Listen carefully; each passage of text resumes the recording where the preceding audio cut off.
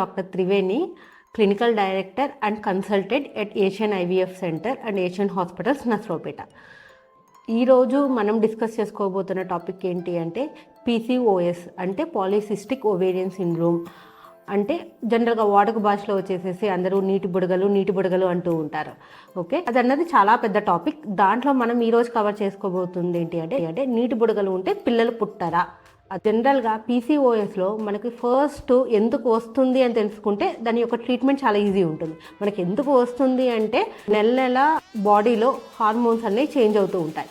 Egg అన్నది పెరుగుతూ rupture అవుతూ ఉండాలి, దాని తర్వాత ఋతుక్రమం అంటూ వస్తూ ఉండాలి.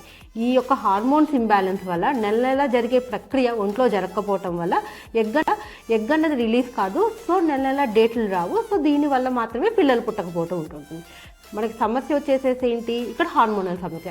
ఇదంతా హార్మోన్ సమస్య ఒంట్లో ఎందుకు వస్తుంది అంటే మేజర్ కారణం ఒకటి బాడీలో ఉన్న హార్మోన్స్ లోపం ఎందుకు వస్తుంది. ఒకవేళ మీరు కనుక ఏమన్నా వెయిట్ గెయిన్ అయినప్పటికీను, ఏమన్నా అన్హెల్దీ లైఫ్ స్టైల్లో ఉన్నప్పటికీ, సెడెంటరీ లైఫ్ స్టైల్, రోజుట్లో ఆల్మోస్ట్ 10-12 గంటలు కూర్చొని వర్క్ చేయడం వల్ల, దాని తర్వాత నిద్ర లేకపోవడం వల్ల, ఇవన్నిటి వల్ల ఏమవుతుంది అంటే మనకు తెలియకుండానే బాడీలో హార్మోన్స్ అన్నవి చేంజెస్ వస్తూ ఉంటాయి. ఈ హార్మోన్స్ చేంజెస్ అన్నది మనకి ఇండైరెక్ట్గా ఈ మెన్స్ట్రువల్ సైకిల్, ఋతుక్రమ సైకిల్ మీద పడుతూ ఉంటుంది. దీనివల్ల మనకి నెల జరగాల్సిన ప్రక్రియ జరగదు. సో దీనివల్ల లేట్ అవుతుంది. సో మనకి ఇప్పుడు దీని యొక్క బేసిక్ ట్రీట్మెంట్ ఏంటి అంటే ఒకటి life style modifications, healthy habits అలవాటు చేసుకోవటము, సరిగ్గా నిద్రపోవడము, daily half an hour walking చేసుకోవటము, దాని తర్వాత మెడికల్లో కొన్ని సప్లిమెంట్స్ ఉంటాయి, మయోనిస్టాల్ అలాంటివి వాడటము, ఎగ్ పెరగటానికి ఫస్ట్ 5 days టాబ్లెట్స్ ఇస్తాము. ఇదంతా చూసుకొని మనకి ఫాలిక్యులర్ ట్రాకింగ్ అంటాము.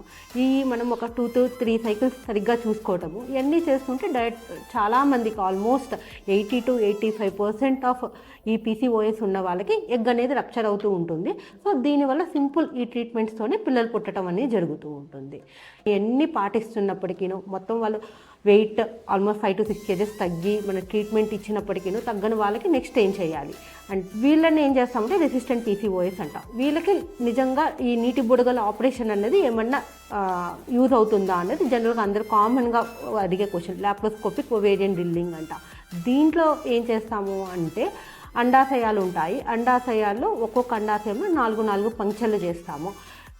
ఇది నేను ఇందాక చెప్పినట్టు ఇది ఎక్కడానో అండాశయం ప్రాబ్లం కాదు. అండాశయాల్లో ఏమైనా కణుతులు ఉంటే అండాశయాల్లో కణుతులు తీస్తే ప్రాబ్లం రెక్టిఫై అవడానికి. ఇది నేను ఇందాక చెప్పినట్టు ఇది బాడీ హార్మోన్స్లో ప్రాబ్లం. హార్మోన్స్ ప్రాబ్లం మనం కరెక్ట్ చేయాలి అంటే హార్మోన్స్ చెప్పినట్టు అన్నీ చేసుకుంటేనే హార్మోన్స్ కరెక్ట్ అవుతుంది. లాప్రోస్కోపిక్ డ్రిల్లింగ్ కూడా ఎలా ఉపయోగపడుతుంది అంటే ఆ 4 పంక్చర్లు చేయటం వల్ల జస్ట్ ఒంట్లో కొంచెం హార్మోన్స్ తగ్గుతాయి. అయ్యేప్పుడు టెంపరీగా ఒక 4 to 6 months ఆ హార్మోన్స్ తగ్గటం వల్ల మనం ఎక్స్టర్నల్గా అయిన ట్రీట్మెంట్ ఇస్తే అంతకుముందు రెస్పాన్స్ వస్తుంది. ఈ లోపల దానివల్ల పిల్లలు పుట్టడం అంటూ జరుగుతుంది. బట్ ఈ ట్రీట్మెంట్ అన్నది నీటి బుడగల ఆపరేషన్ కాదు. ఏదైనాను మనకు ఫైనల్లీ వచ్చేసేసి హార్మోన్స్ అన్నది సెట్ అవ్వాల్సిందే. ఒంట్లో హార్మోన్స్ సెట్ అవ్వాల్సిందే అంటే నేను ఇందాక చెప్పినట్టు మేజర్ ఇంపార్టెంట్ 3 పాయింట్లు: వెయిట్ తగ్గటం 5 kgs, healthy life style, food habits రెగ్యులర్గా ఉండటము, నిద్ర సరిగ్గా పోవటము, హాఫ్ అన్ అవర్ వాకింగ్. దాని తర్వాత ఒక 3 to 4 cycles ఓపిక్గా గైనకాలజిస్ట్ చుట్టూరు తిరిగి ఫాలిక్యులర్ మానిటరింగ్ చేసుకోవడం. ఇవన్నీ తప్పనిసరి చేస్తే మీకు పిల్లలు పుట్టడం అనేది జరుగుతుంది. Thank you.